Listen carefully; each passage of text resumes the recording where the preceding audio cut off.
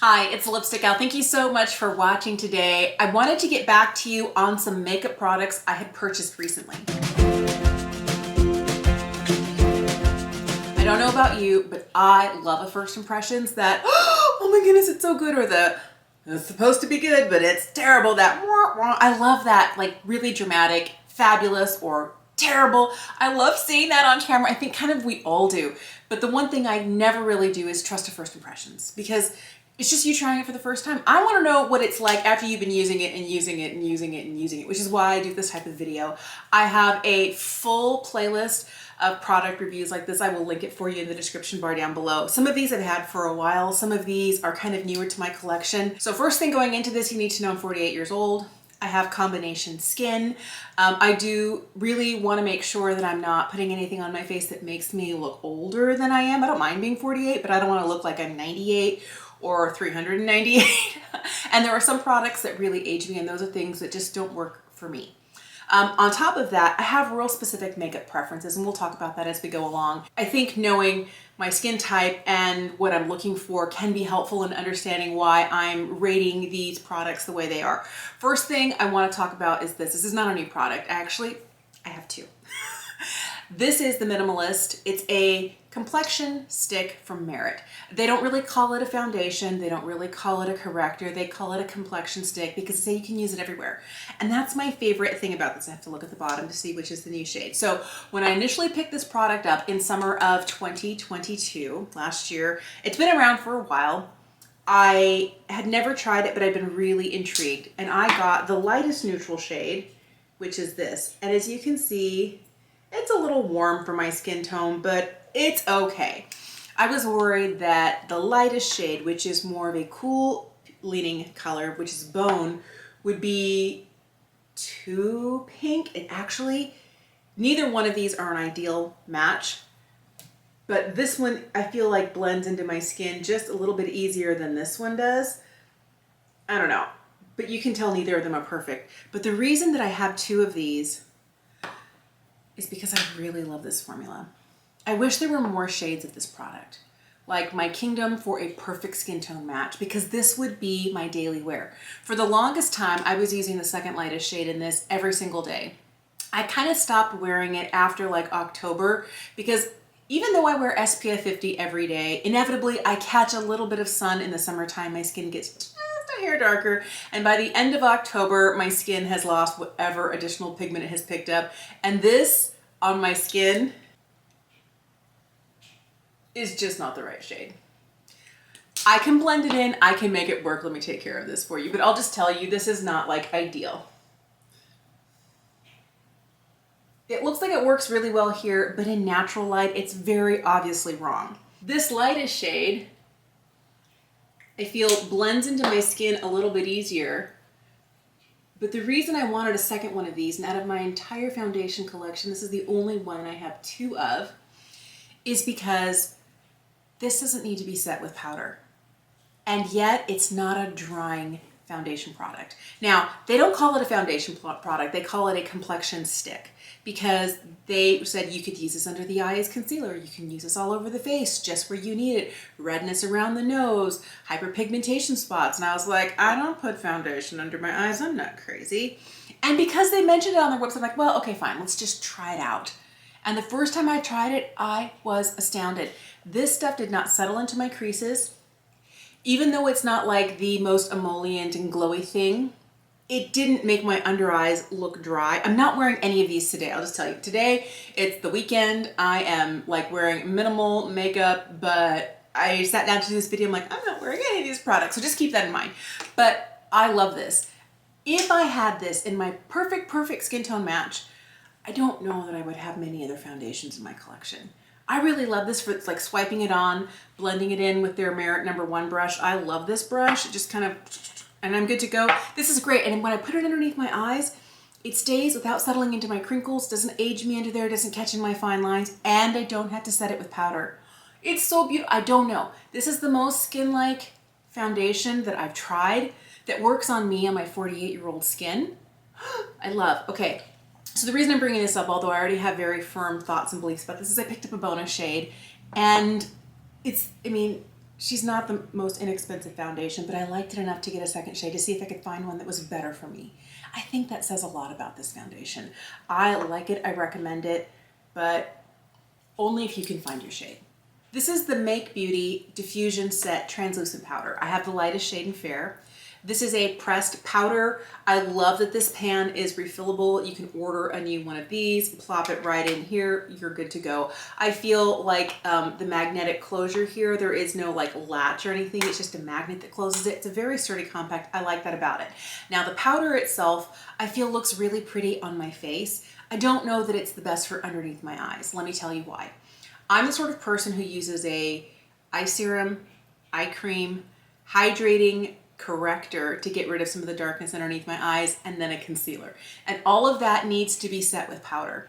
I find that with those 4 layers of product under my eyes, my corrector is hydrating, my concealer is hydrating, as are the serum and eye creams I put on. That's 4 layers of hydration.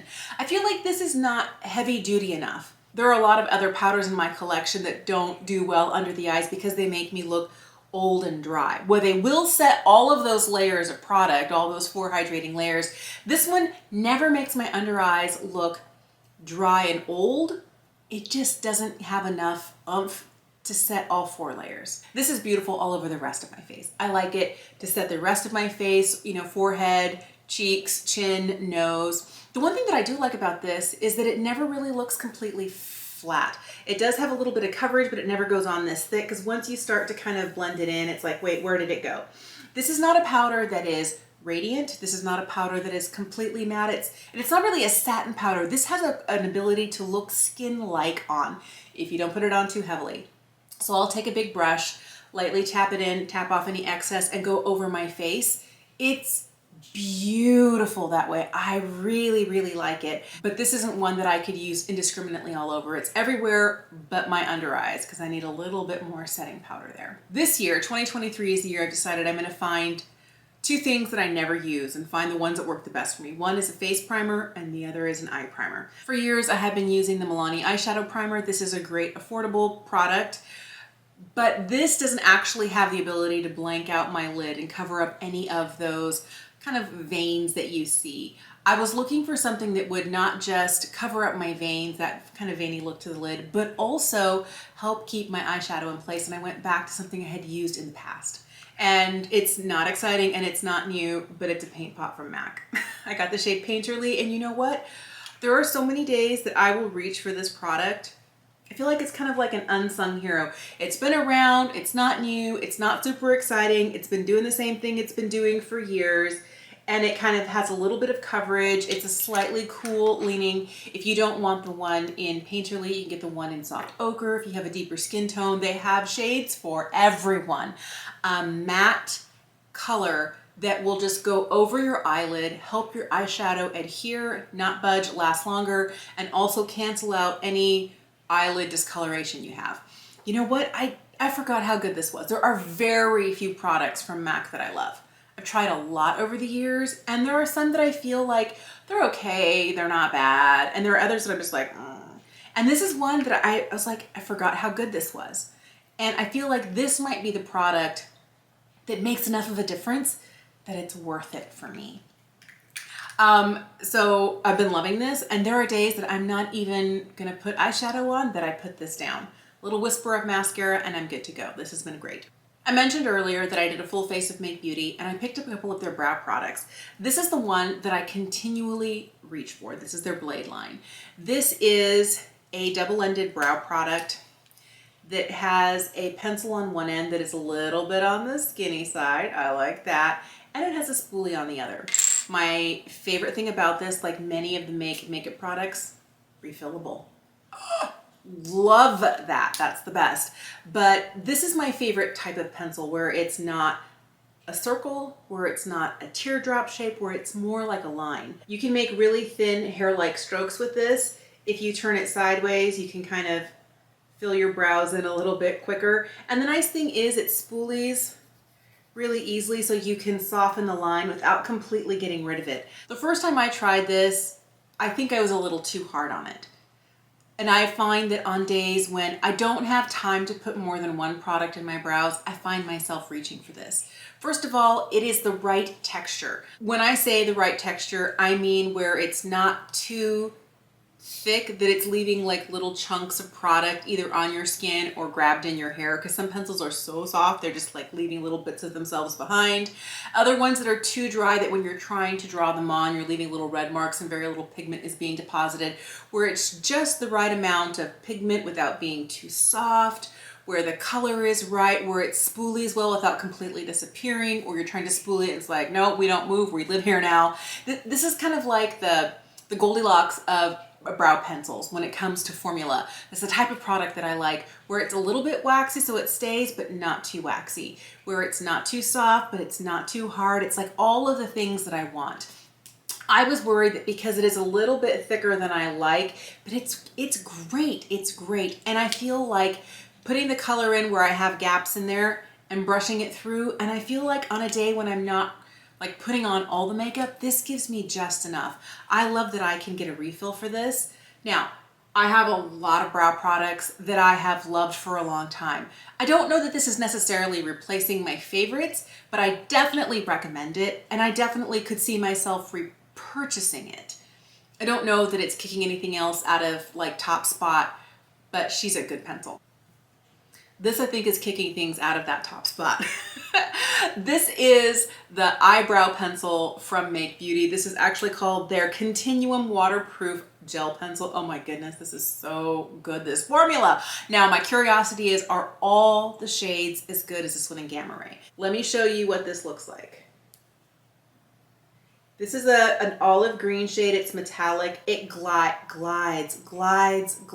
It's so beautiful. Since I hit my late 30s, I've been dealing with really watery eyes. Almost for a decade now, I've been dealing with eyes that water so much, it ruins mascara, it ruins eyeliner, it ruins concealer, and this outer, like anything. I feel like my tears are caustic. And there are so many products that don't stand up to my caustic tears.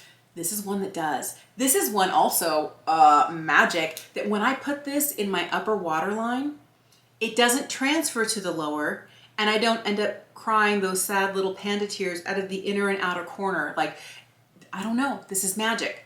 Beyond the formula being fantastic, it has two things that really make this amazing. One is this little teeny tiny thin brush. So if this was still, it's dry now, it's not going anywhere, but if it was still wet, I could draw a line and use this to kind of sharpen or take a wing out or kind of smudge it in. Like, this is the best. I like this better than any sort of like foam tip applicator. Give me this every single time. And then when you pull this out, look, pencil sharpener. So I can make this twist up pencil as sharp as I want. Love that. Now I'm going to tell you, I'm also, because she's 20 something dollars, what I end up doing is whatever I shave off on the pencil sharpener, I will put onto my little magnetic palette. I'll use this brush, pick it up, and before it dries, while it's still gel-like and malleable, I'll use it to line my other eye or to do something with it. But I'll tell you, even if I didn't do that, I'd still love this. This is probably the best formula I've tried in a long time for a gel pencil, and the cap fits on so tight. Every time I've opened it, I've had it open for a couple of months now, it's just as smooth and just as fabulous as before. And look, I'm rubbing. This is not coming off. This is not smudging. This is a fabulous pencil. I want more colors. I've been buying a lot of eye pencils recently, so I have not allowed myself to get another one. But the next time I'm needing to purchase a new pencil, I'm getting another one of these. I got another Beautylish Lucky Bag. I got the XL this year. I will link it for you here, as well as the description box down below, where I open everything up and unpack that box. But I've been getting Beautylish Lucky Bags for probably 6 or 7 years now. Really love them, really enjoy them. It's the one mystery box that I'm willing to pay for because I feel like I always get my money's worth. Now, inside this box is a random amount of things. You never know what you're gonna get. It's literally a mystery. And there's a product in there that when it came out for its original launch in summer of 2022, I was like, nope, not for me. And then I tried it because it came in my Beautylish Lucky box in January. I was wrong. It's really good and I like it a lot. And it's the Wayne Goss Amber Palette. This is what the Amber Palette looks like. This was not what my heart has been longing for. For so many years, I was wearing warm eyeshadow, and I guess I was bored. And then I discovered cool eyeshadows that actually didn't make me look ill. And I fell in love, and I've really been enjoying cool eyeshadows. Not wearing anything cool today, but truthfully, I've been kind of staying away from warm eyeshadows because they just haven't been inspiring. And this one especially because it had, you know, this kind of peachy shade here, these warmer browns, this kind of more vanilla shade. I do love the toppers that Wayne Goss puts in here. His Celestials, I think, are absolutely gorgeous. So when I saw this one, when he debuted it in summer of 2022, I was like, no, I like the formula. This color story is not inspiring.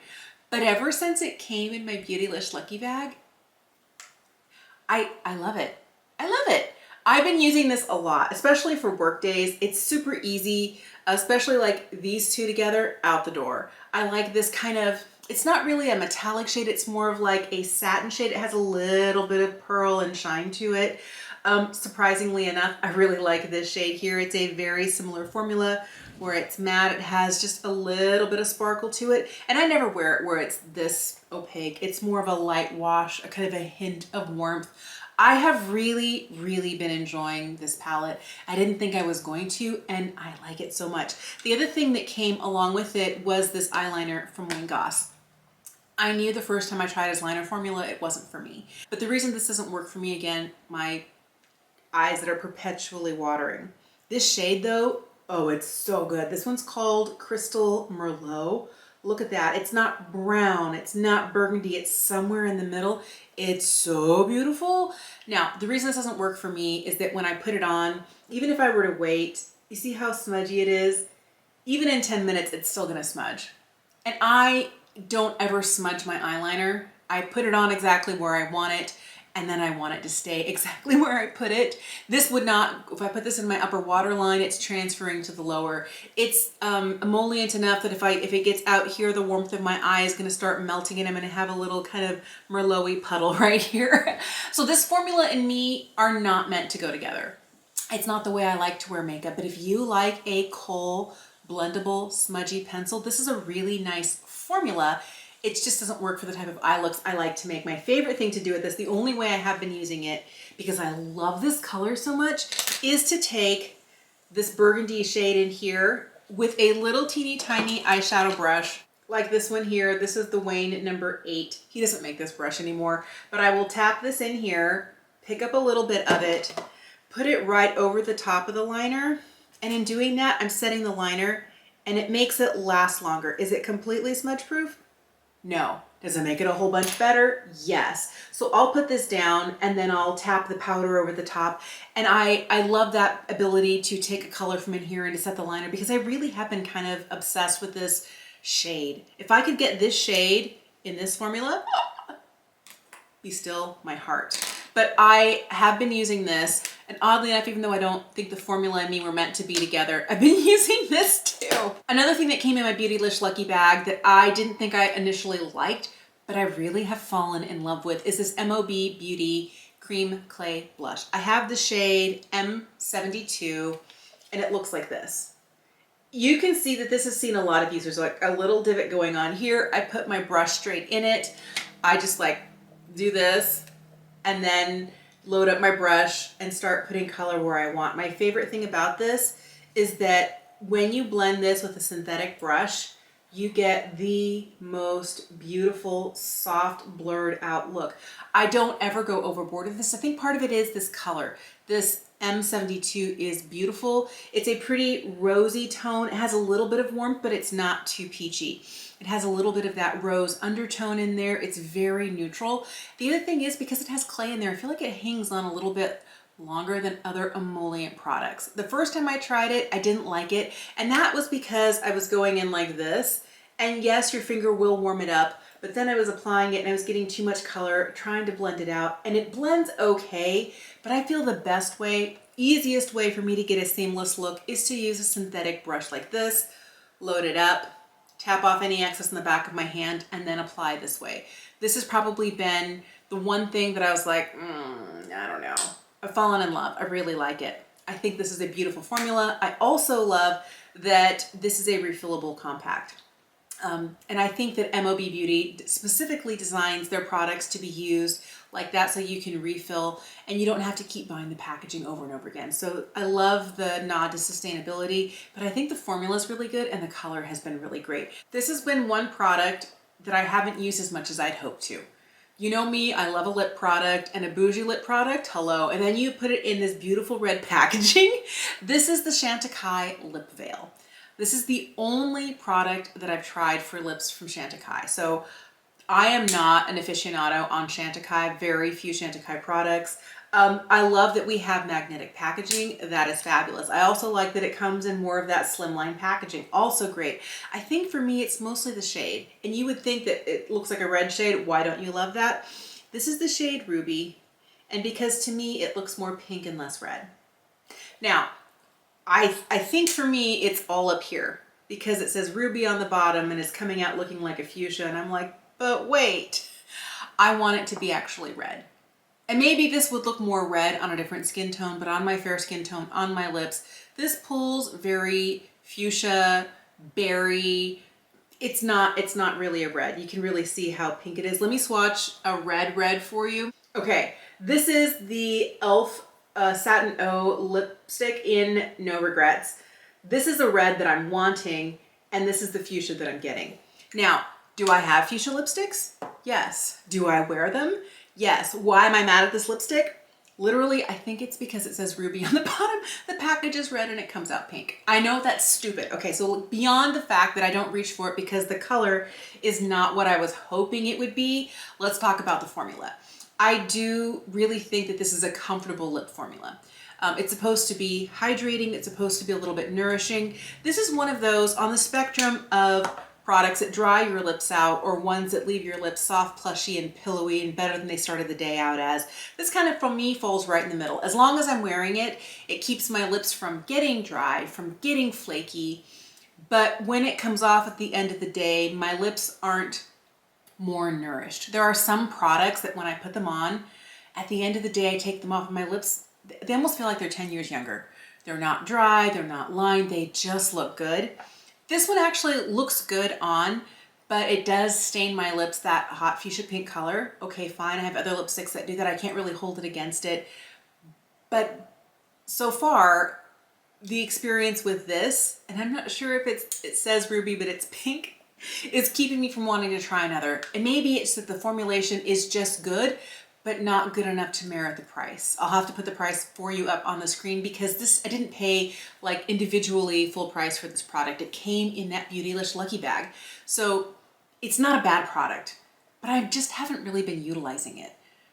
And I know it's kind of a silly reason why, but it's a good lip product. But I don't know that I'm running out to get any more at the price it is normally. If you have one of these lip veils, is there a color that you find that is your everyday? It's my favorite, I wear it all the time. Or if there are other lip products from Chantecaille, are they worth the price? Let me know in the comment section down below. When I heard that Milani was coming out with a tubing mascara, I had to try it. This is the highly rated lash extensions. This is a tubing formula, I don't know what, $10, $11 I think is the price range for this.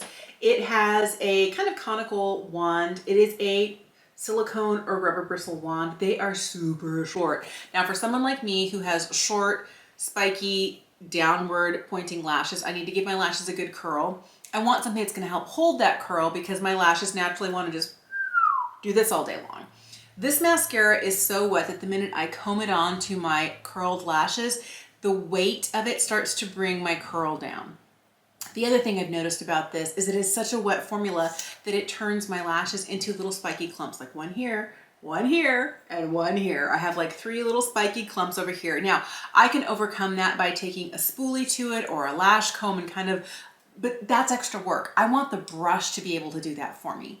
The one thing that's great about this, and I've noticed that the other drugstore tubing mascaras that I've tried, the more affordable ones, don't always come off in little tubes. They do come off with warm water, but I'll get like little flaky chunks underneath my eyes as I'm trying to wash it off. This actually tubes and comes off like a tubing mascara is supposed to. Warm water and it just slides off in little spidery lashes. It looks like your lashes are falling off, but it's not, it's just the mascara. So I feel like this is a better tubing formula, like for the actual encapsulating your lashes in tubes and removing in tubes, but it's a little wet. It's a little heavy. It needs me to hold its hand in application. And then after I get it exactly where I want it, if I don't want my lashes kind of drooping with the heaviness and the wetness, I kind of have to hold this like at the root of the lash and hold it up until it dries. I don't have time for that. What I want is a drugstore version that tubes, holds my curl, and actually doesn't give me spidery chunks. My favorite tubing mascaras are high-end, and I really want to find one at the drugstore that I love. If you have any recommendations, let me know below. Okay, Charlotte Tilbury for the win. I have both of her contour and highlight wands. I've loved those products for years. When she came out with like the glow wands that were like glowy blush, I never picked one of those up because whatevs. But the minute there were these matte ones, I was like, oh. Now, you know, I have complained for years about this kind of tube packaging where you have a sponge on the end, you know, a mechanism that opens and closes where you can advance product up through the top, and then you can just, you know, dot it on. This is the shade Pillow Talk. I'm not sure if this is still sold exclusively through the Charlotte Tilbury website, but I love this shade. This shade is great if you take it and just blend it out with your finger. It's really pretty. It's really pretty if you take a blush brush, put some on the end of this, and bounce it out. I'm doing this backwards with my left hand, but bounce it out like this. Super pretty. Love that. And I also really like it with a dampened sponge. This one isn't damp, so I'm not going to do it, but this applies beautifully with fingers, with a brush, with a sponge. I feel like you can get the perfect look that you want with this. My other thing that I love about it, see how there's a little bit of glow? Here it looks a little bit more matte, but it never looks so matte that it looks dry and powdery. This actually has some really good longevity to it as well. I do feel like sometimes you don't know how much you're getting as you unlock the mechanism and squeeze it up. I feel that's true with any of these tube with cushions on the end sort of delivery system. I know Tarte has one, Flower Beauty has some, Beauty Pie has them, Charlotte Tilbury I think was the first to come out with this type of packaging. I don't love it. Sometimes I feel like this part gets really ooey and gooey. The inside of the cap can get ooey and gooey. You can see there's pink on the inside. So it's not my favorite, but I feel like it really works well for this. But I really like this formula, and I feel like these matte colors, they're just so pretty. And obviously you need very little. I had too much on this as I was squeezing it out. So just be careful that you're not squeezing too much. But I feel like it's a really pretty product. I've been using it a lot. I like it. I know she's expensive. She's $42? Not in everybody's price range. But if you like a matte but liquid blush, I really like this a lot. I wish there were more shades. Last product for today is this. This is the Victoria Beckham Satin Kajal Liner. I have the shade Fig. The reason I picked this up is so many people have been recommending this formula to me as a liner that works in their upper waterline, and then when they blink, it doesn't transfer to their bottom waterline. Doesn't run or puddle in the corner, that it just stays really well all day, especially in the waterline. And I did not have success that way. The way that this works best for me is when I use it on the top lash line and then right at the base of my roots on the inside, not in the waterline, but literally shoved into the base of the roots of my lashes, just to kind of blank out any of those skin toned gaps that I have in between my lashes.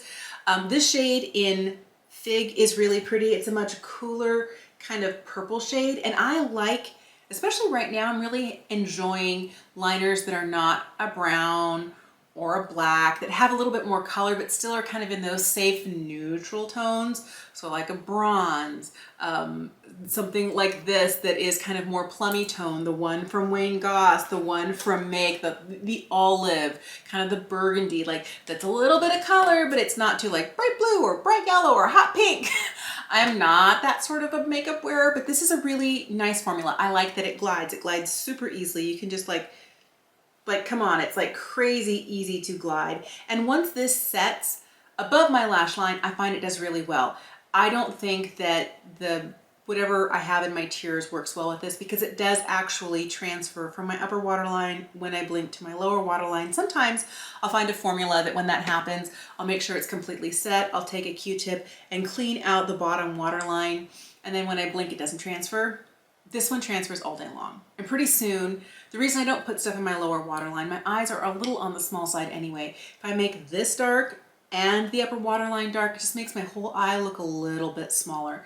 And that's not what I'm going for. And the reason I use this in my upper waterline and my tight line is I want to make sure that I make my lashes look as full and thick as possible. It's just an optical illusion. But I like this shade. I like the way it glides. I like that it's a traditional pencil that you actually have to sharpen. You can get it really sharp. I like that. I don't find the sponge tip on the other end to be terribly useful. Obviously, I have used it, but I used it once and I was like, nope, it's a little hard. And maybe it's meant to be. I don't live for that, but I feel like it's a good liner.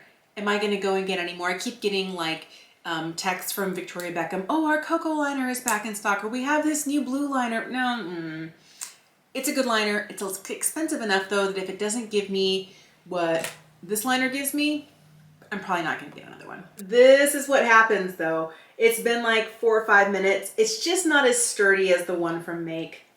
The one from Make like doesn't budge. And that's why I feel like this is kind of not good for my waterline.